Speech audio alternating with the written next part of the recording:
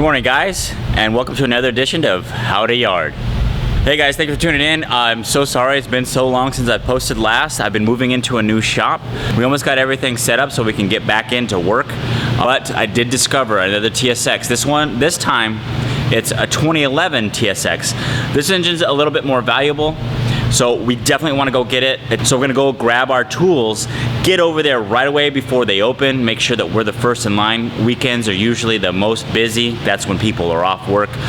We've been really successful at pulling our parts because this is what we do, so we can get there during the week while everybody's at work. It's a sad thing, but for those that are doing this professionally, that's what you gotta do to get the parts that you want. I'm gonna go ahead and grab the tools that we need. Let's go take a look to see what we're gonna grab today. All right, walking through the shop, this is the vehicles you might recognize from our Instagram page. You can come back here and, oh, there it is, it's already set up. We got our Milwaukee 18-volt impact gun. We're definitely gonna grab the Sawzall because I don't know what kind of condition the car is in. This yard, the yard that we're going to today, actually doesn't post any pictures of the car.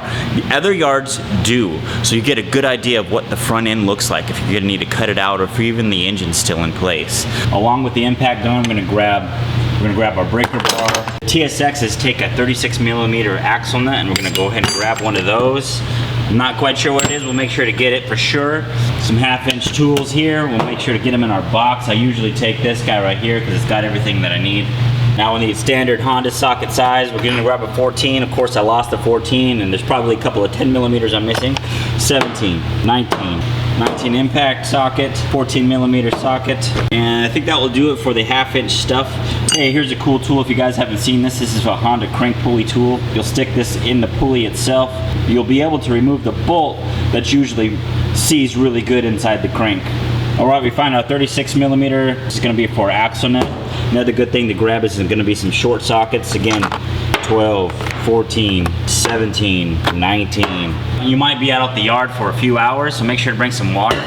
My daughter, who actually edits the VTech Academy videos, she got me this Yeti. I'm not necessarily into name brand water equipment, but she got me this thing and it's pretty sweet.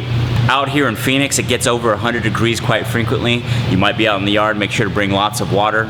Gallon, they'll let you bring that stuff in there. This Yeti, I'll bring it. It keeps my stuff nice and cold.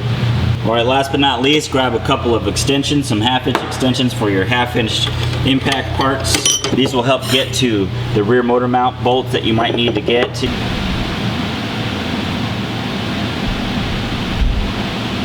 All right, guys, we're here at the yard. This is gonna be interesting. A very rare rainstorm just showed up here at the yard, and we're still waiting for them to open. We got here before they did because we're trying to get here before everybody else finds this TSX. I don't know how this is gonna go down. All right, we're here at the yard. It's raining right now. I'm not sure how this is gonna work. I'm more sad that my hair is gonna get messed up from this one. Anyway, we're looking for row 59. We gotta walk like, it seems like a 1/2 mile to the section that we're looking for. Hopefully the engine's there. All right, so we finally found row 59. Again, this yard is extra big. I get to this row, I walk down it, I can't find my vehicle. As it's supposed to be here, it's not, so now I'm gonna have to walk way back over there to confirm. It was a bummer. The vehicle actually wasn't there. What they did explain to me though is row 52 is done by a third party. They go around and look up the local yard's inventory and post it on the site. So it doesn't actually have much to do with the yard itself. For my trouble, here at the U-Pull and Pay, they gave me some free passes to come back next time, and they gave me this t-shirt. It's pretty cool. These guys are really cool and very helpful. Keep that in mind when using the app, that it is third party. That's something I discovered today, and now you know. I have a good idea of where this engine might be, so we're gonna go check out the other yards that I know that have premium vehicles like this. Also, while I'm there, I noticed that there was a 2004 5-speed Accord. It said that it was manual, so if it is, and if it's there, I'm probably gonna grab that while I'm there. We're at the second yard.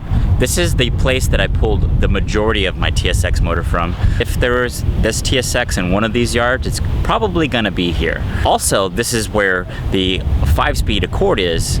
This one also has the membership program. It costs $100 a year. I mean, 20% off the retail of all the inventory here. So it's paid for itself over and over again. Fix the hair. Okay, we were able to locate the Accord. It's all here. I'm very excited about it. Looks like they tried to take something out of it. I'm not quite sure exactly what, but you can see the cross members drop. Fortunately, it's not all the way dropped. Okay, there it is. They took the motor mount. And so that means we're gonna have to suspend the engine, which also means to do that, we're gonna have to find an A-frame. I'm not sure where an A-frame is around here just yet, so it looks like we're gonna have a little bit of work to do. So we're gonna bring the A-frame over here, suspend the engine so that we can lower the cross member. Fortunately, they cut the catalytic converters off the exhaust, so that means that's one less step that we have to do as far as taking that out. Although I'm not gonna use the factory exhaust manifold anyways. We're gonna take that off. Let's take a little bit closer look at this engine. Here it looks like they tried to remove the intake manifold for whatever reason. Oh, look down there, you can see that they removed the starter. I do collect these starters, and fortunately for us, manual and automatic starters will be compatible with this engine. And so the last couple of TSX engines that I got actually end up selling off. And one of the main questions is how many miles are on them? What's something you got to keep in mind is miles, in my opinion, don't mean much. If I got a brand new car and drained all the oil out of it and drove it around, it will be dead in 100 miles. What we need to be concerned with is how well it was taken care of. We're gonna look inside the valve cover to see how gunked up it is. That will give us a good idea that they changed the oil. It's a little bit later this Saturday. I had to leave and go get a charger for my camera because I wanted to get this footage. But in the meantime, the rain had stopped, but that also meant that other people started to come out to the yard.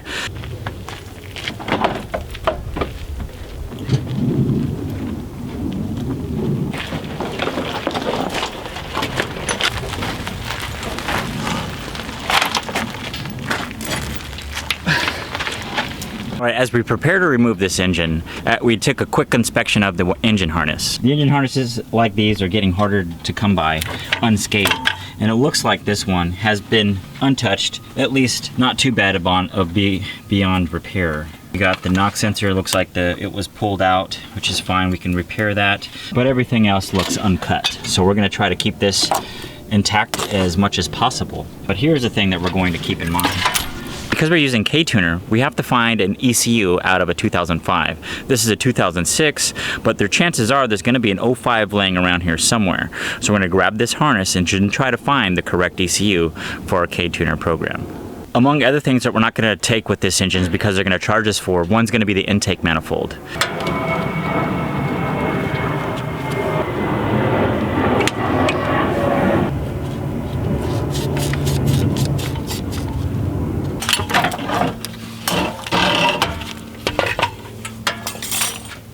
With the removal of this intake manifold, you saw some examples of some yarding etiquette. You saw how I disconnected the hoses instead of cutting them. That means that this intake manifold will be good for somebody else. Do the next guy a favor, keep some of the parts in good condition so that it's resellable and reusable. The OEM charge harness is something that Brian Gillespie really likes to use. Because it wasn't damaged, I went ahead and removed it, and we're gonna bring it with us because he really likes using this. And with our new battery box, I think there's gonna be enough length for us to stretch it over to where we're going to install this on our CRX. This charge harness connects to an alternator we're not gonna be able to use. We found out that this alternator doesn't work with the radiator that we're gonna use. We all discovered this from a CRX that we were working on with the VTech Academy called the Budget EF. This alternator plug actually pokes custom radiator that we're gonna use in our CRX. We're not gonna take this, otherwise they're going to charge us for it. What we wanna look for is a base model or Type S alternator. I'm not sure if we're gonna be able to find one of those here, but if we do, we'll make sure to grab it.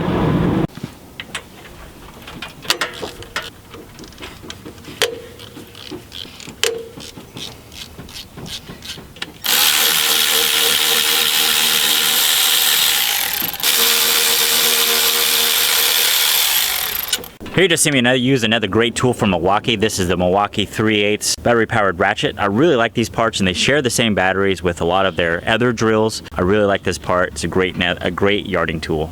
This transmission is actuated by a hydraulic slave cylinder. The CRX that we're putting this engine in does not have a hydraulic system, but that's actually what I do.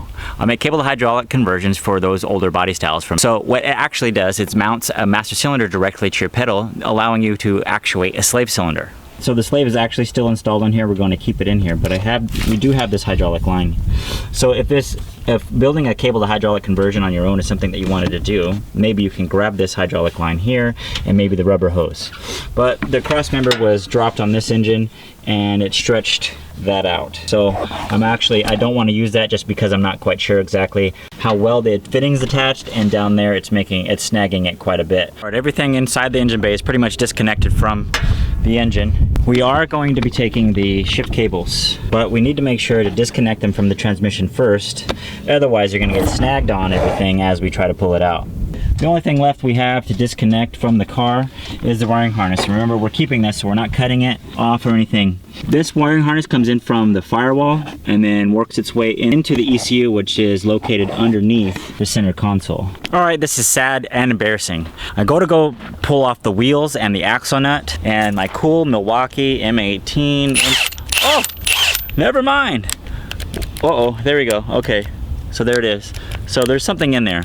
Okay, so on the way over here, all the tools that I set out that I showed you to grab, the long sockets, the pry bar, those are all stuff that you want to have just in case something like this happens. It started raining after I grabbed all the stuff and I threw it in the back of my truck and it got wet. I come back out here, go to use it, forgot that it rained, and now look what we have. Sounds like maybe it just needs to dry out, which then means that thing is a rock star because it will probably work once it's done drying out. But now we gotta get real creative because I forgot to grab the breaker bar. I think what I'm gonna do is I'm going to unbolt this bumper. I got my ratchet and my socket on here, and I'm going to lock the hub from moving with the screwdriver. As it rotates, it'll catch and it will stop it, and that will keep it from spinning so that I can loosen this.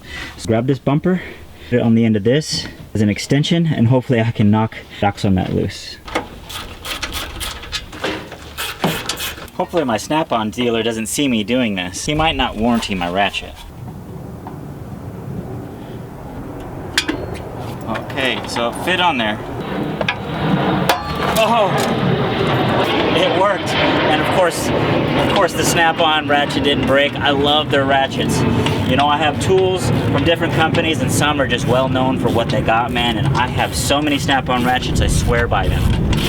Don't try this, they may not warranty it, but look what it was able to do.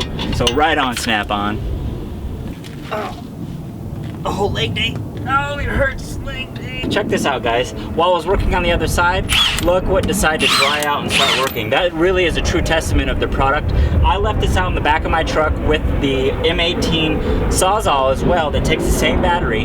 It poured freaking rain. I totally forgot it was back there. I pulled these out, these things were dripping. I was hoping that it would work, and it actually still does. I don't know about the Sawzall, but I'm really happy about this so I can get these wheels off. It was definitely going to be a challenge without them.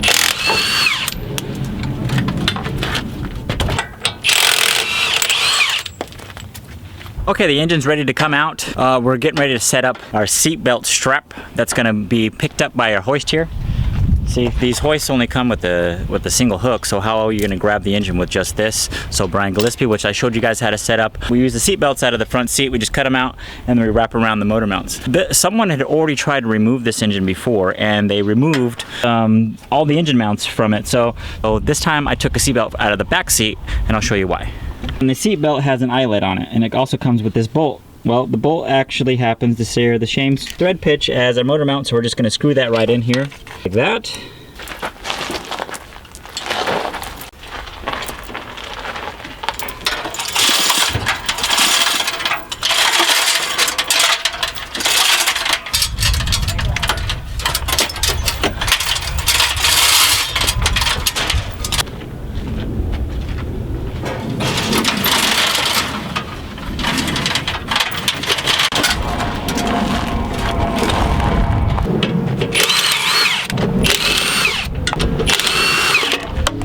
Removing the exhaust manifold, make sure to keep these bolts. You're going to need to reuse those on whatever header you decide to use.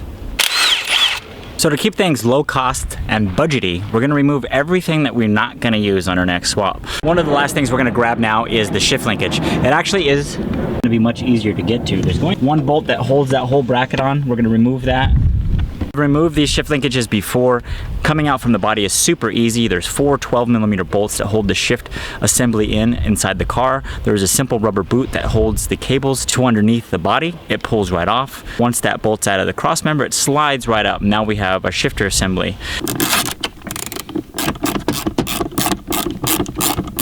The shift assembly is now out, so let's take a closer look at this. The K-series shifters are notoriously known for breaking here and here, and some even have worn out the bald area.